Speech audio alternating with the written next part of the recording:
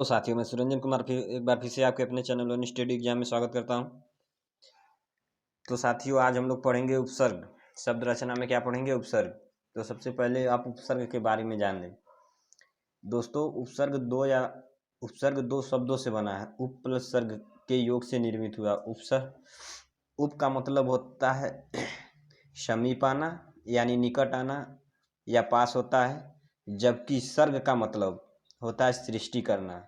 उपसर्ग को आदि प्रत्यय भी कहा जाता है। याद रखिएगा दोस्तों, उपसर्ग को एक शब्द और क्या कहा जाता है? आदि प्रत्यय भी कहा जाता है। इसका प्रयोग शब्द के आदि में किया जाता है। वास्तव में उपसर्ग दोस्तों इस तरह की क्रिया है कि जिससे में हम किसी भी सार्थक मूल खंड शब्द से पूर्व जोड़े न जाने वाले अविकारी शब्दांश हो जाते हैं।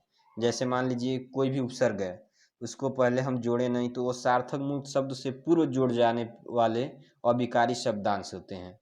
जो शब्द पूर्व जुड़कर उसके अर्थ या भाव को परिवर्तन कर देते हैं, अर्थात शब्द को नया रूप दे देते हैं, नई विशेषता उत्पन्न कर देते हैं।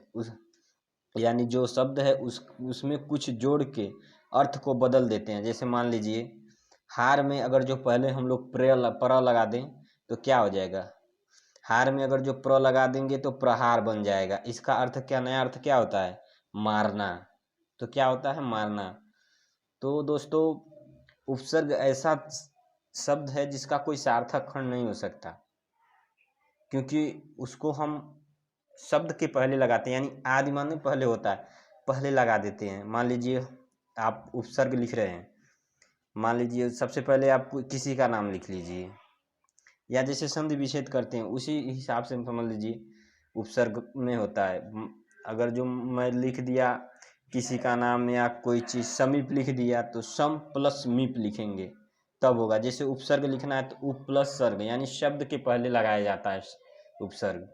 तो दोस्तों, उपसर्ग के हिंदी भाषा में तो प्रयुक्त होने वाले उपसर्ग मुख्यतः 3 भागों में ही विभक्त हैं। कौन कौन से? देखिए, संस्कृत के उपसर्ग तत्सम में, हिंदी के उपसर्ग तत्व में, और आगत उपसर्ग विदेशी भाषाओं में, हिंदी भाषाओं के मुख्य उर्दू, फारसी एवं अंग्रेजी भाषा में है। तो संस्कृत का हमें पढ़ना नहीं, क्योंकि हम लोग हिंदी में कुछ और पढ़ रहे हैं, उपसर्ग पढ़ रहे हैं। और संस्कृत का भी मैं बता दे रहा हूँ, कुछ इसमें पॉइंट होते हैं संस्कृत के उपसर्ग में। याद रखिएगा, ये शब्द बार बार आपको यूट्यूब पे कोई नहीं पढ़ाएगा।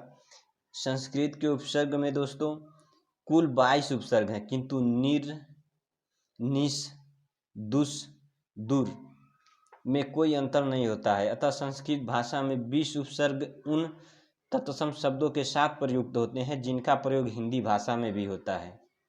याद रखिएगा, इसीलिए उन्हें तत्सम उपसर्ग भी कहते हैं। क्या कहते हैं? तत्सम उपसर्ग भी कहते हैं।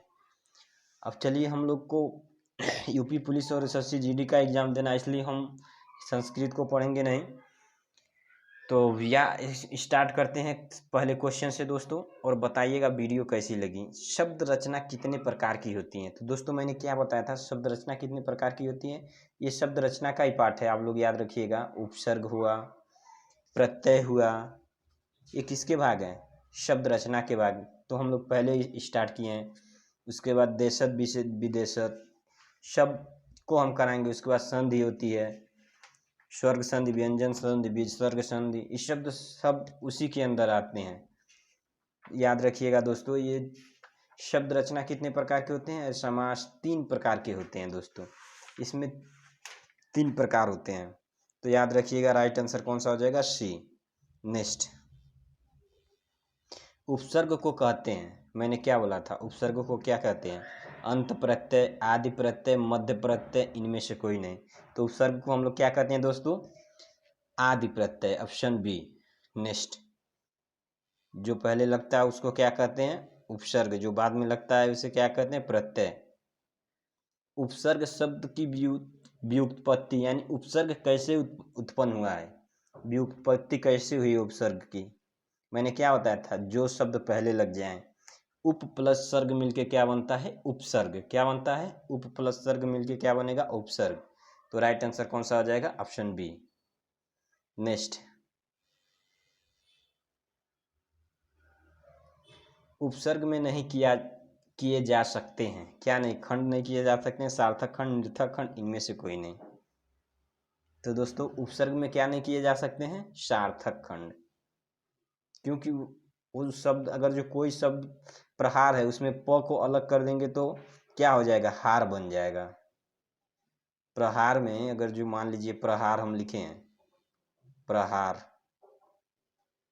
प्रहार लिख दिए, अगर जो इसी शब्द को हमें चेंज करना है तो क्या लिख देंगे, प्र हटा देंगे तो क्या हो जाएगा, हार, इसलिए सार्थक खंड नहीं होता। तो दोस्तों उपसर्ग या हिंदी का कोई भी भाग इस तरह से हम आप लोगों को पढ़ा देंगे कि कहीं भी पढ़ने की ज़रूरत नहीं पड़ेगी, आप प्रैक्टिस सेट लगाते रहिएगा किसी भी बुक से।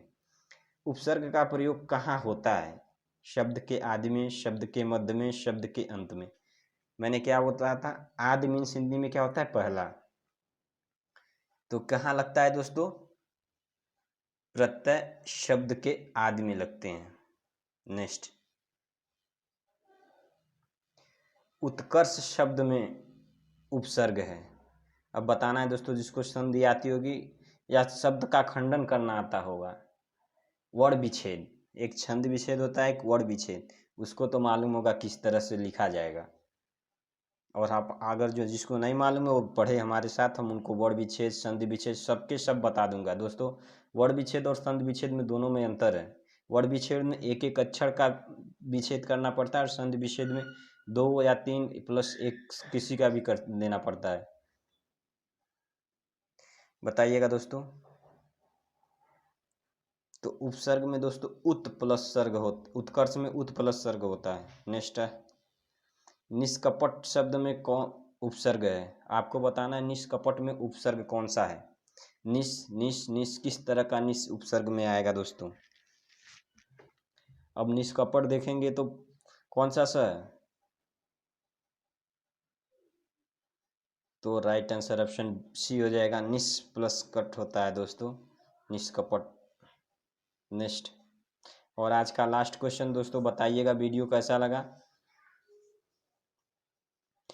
जय शब्द में कौन सा उपसर्ग लगाने से वह जय का विलोमार्थक हो जाएगा। जय, जय का क्या होता है, पराजय, तो कौन सा लगाएंगे दोस्तों, पराजय।